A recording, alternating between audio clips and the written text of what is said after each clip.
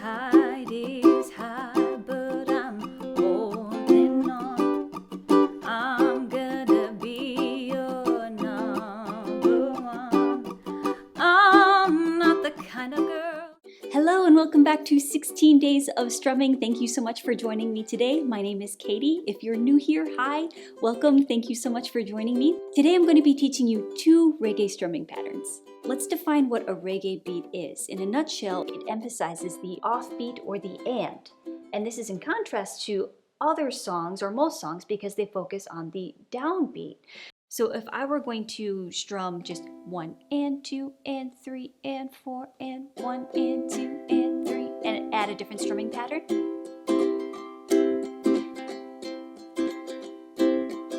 you notice that I'm strumming on the downbeat on 1 and 2 and 3 and 4 and whereas with a reggae strum what happens is that count 1, shh, it is silent and the offbeat is emphasized. So the 1 and 2 and 3 and 4 and I'm going to be just strumming up so that you can hear it. I've seen it strummed down before, but just so that you can get a feel for it, I'm going to play something. So 1 and 2 and 3 and 4 and 1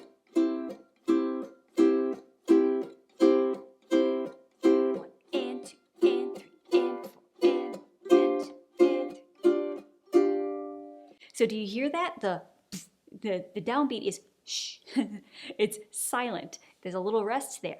Chat, chat, chat, chat, and then you can have the and a 2 and a 3 and a 4 and a, like that. Just as long as you have count 1 is shh, quiet, and then the and is emphasized. There's so many different variations that you can pull in and different techniques that you can utilize to create a reggae beat, but that's just basically the backbone of a reggae strumming pattern or a reggae beat. Let's start with variation number 1, and I'm going to be playing a C chord. I'm going to be strumming down, and then I'm going to be taking this portion of my palm and I'm just going to gently touch my strings just to stop them from vibrating. You do not have to hit your strings. I've had students where they look like they have painful faces. I'm like, what's going on? And they're like, I'm muting my strings. Like, no, it's okay. You just need the gentlest touch. And then you can see their bodies and their faces relax when I tell them, like, no, you just need a gentle touch to stop those strings from vibrating.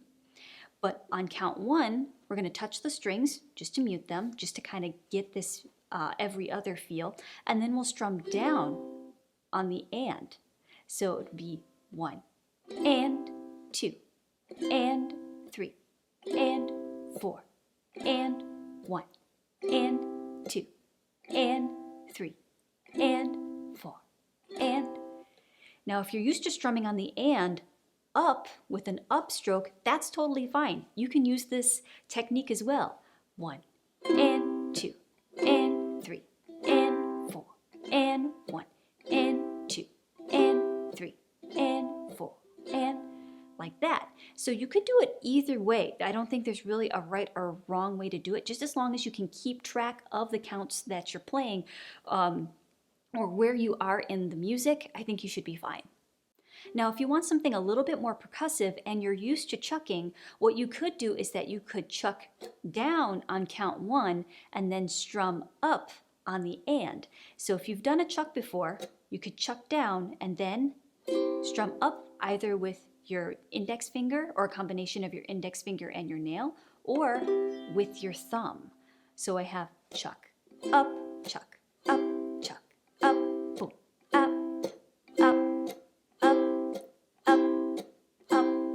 So that's something that you could also utilize. If you're unfamiliar with chucking, I do have a lesson on chucking. I'm going to put that in the cards above and the description box below if you're curious. The next reggae strumming pattern is my personal favorite, and it's don't worry about a thing, 'cause every little thing gonna be alright. Singing don't worry. And it's down, up, down, down, up, down, down, up, down, down, up, down, down, up. So I have 2 16th notes and then an 8th note. So it's 4 of those in a row. And what I'm going to do is that I'm going to be muting the first 2 16th notes and then I have that 8th note at the end. That's our and. So it becomes down, up, down, down, up, down, down, up, down, down, up, down. So it's like, hey, Katie, what are you doing over here? All right, so what I'm doing is that I have a G chord, and I like this particular strumming pattern, especially if I'm using a chord that uses a lot of the real estate on the fretboard. So what I mean is that fingers 1, 2, and 3 are touching strings 1, 2, and 3. And then my thumb is curled over very slightly, just touching the 4th string, and then that mutes it. Yeah, do you hear that? And then when I lightly touch the strings, it creates like a chucking, muting, scratching effect. So if I strum down, up, and then on the last down, I squeeze, there's my G chord. So if I keep that strumming pattern going, down, up, down, and then after I squeeze, I release the pressure off of the strings, but I keep my fingers in contact with the strings. So it sounds like this, down, up.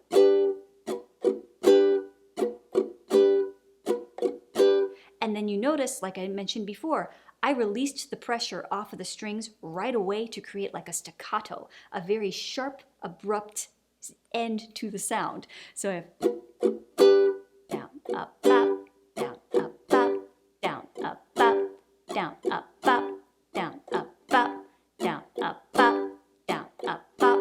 Now, could you use this for any chord? Yes, you totally could, but you're going to have some strings that ring out.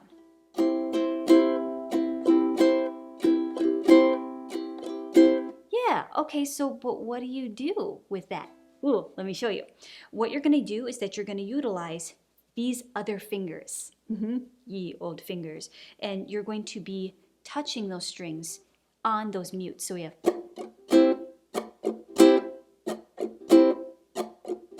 you may be using all 3 of these, or you could even be using just these 2, or maybe even your pinky. It depends upon how many fingers are occupied in your chord.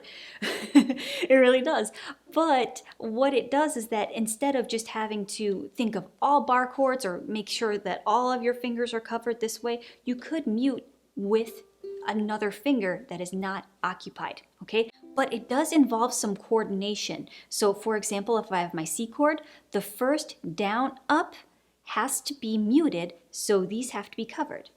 Down, up, and then on that other downstroke, I lift off, and then whoop, my fingers cover those strings to whoop, stop the strings from vibrating to create some space. Sometimes it's not about what you play, but it's about what you don't play that creates interest when you're playing, okay? So let's try that with a C chord. I'll take it very, very slowly with you so that we can just kind of get that motion.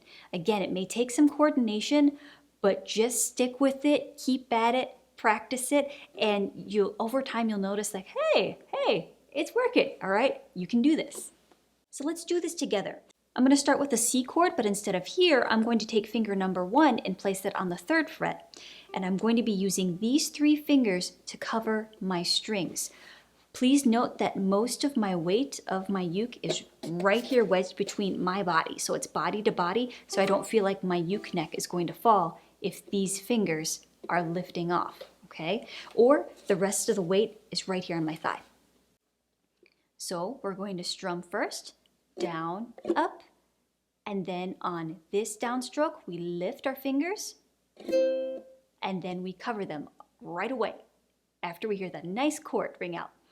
So let's try that again. Down, up, lift, cover. Here, 1, 2, 3, 4. Down, up, lift, cover. 1, 2, try again. Down, up, lift, cover. 1, 2, try again. Down, up, lift, cover. 2, 1, 2, 3, 4. Down, up, lift, cover. All right, let's try 2 in a row. Down, up, lift, cover, down, up, lift, cover. 1, 2, 3, 4. Down, up, lift, cover, down, up, lift, cover. 1, 2, try again. Down, up, lift, cover, down, up, lift, cover. 1, 2, try again. Down, up, lift, cover, down, up, lift, cover. The practice tracks are next, and then there's some PDF accompaniments.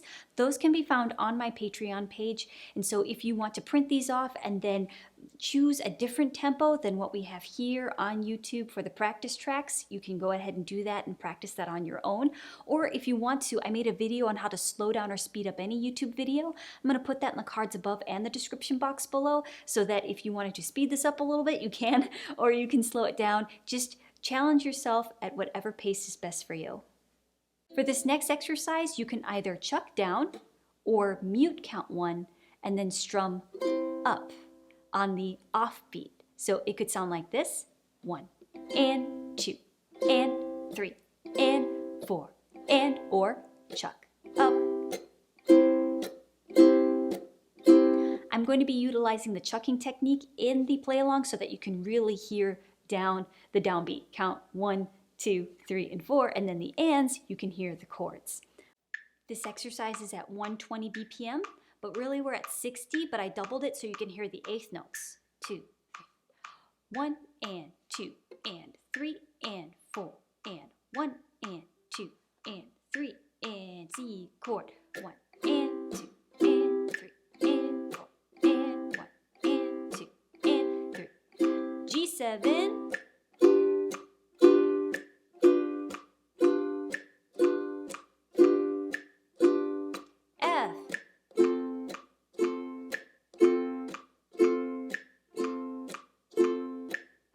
G7,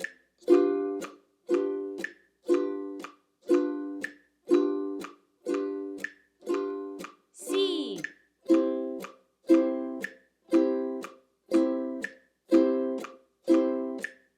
G7,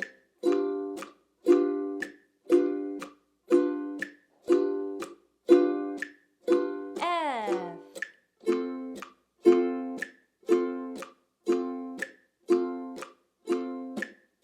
G7,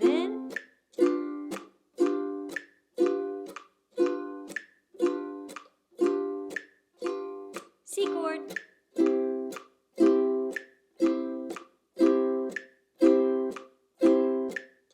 G7,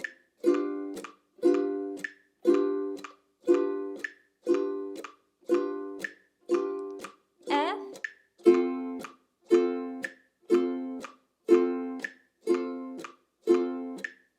G7, 1 and 2 and 3 and 4 and 1 and 2 and hold the C chord, 2 and 3 and 4 and. For the C chord, I'll be muting with these 3 fingers. For the G7, each finger is going to be assigned to a string, and then my thumb is going to be curled over to mute. So that's going to create my space, my mute, so I don't have to use my pinky. Here I have my F chord. I'm going to be using my pinky as well. Like that. We're at 55 BPM, but I've doubled it to 110 for that eighth note.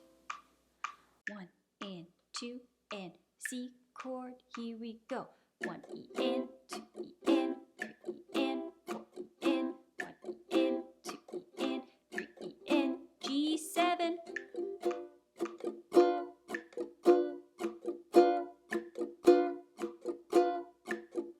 F,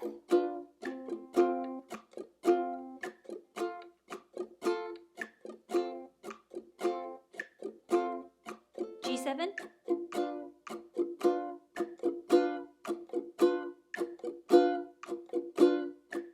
C,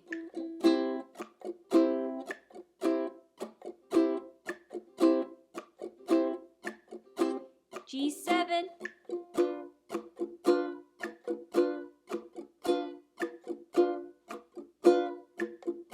F,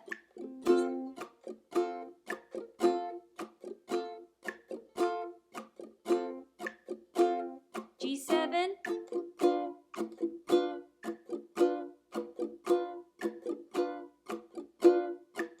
C chord,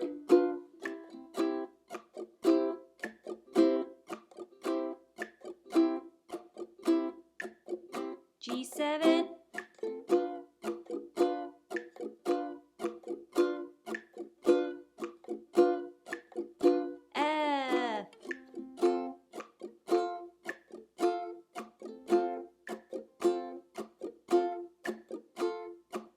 7,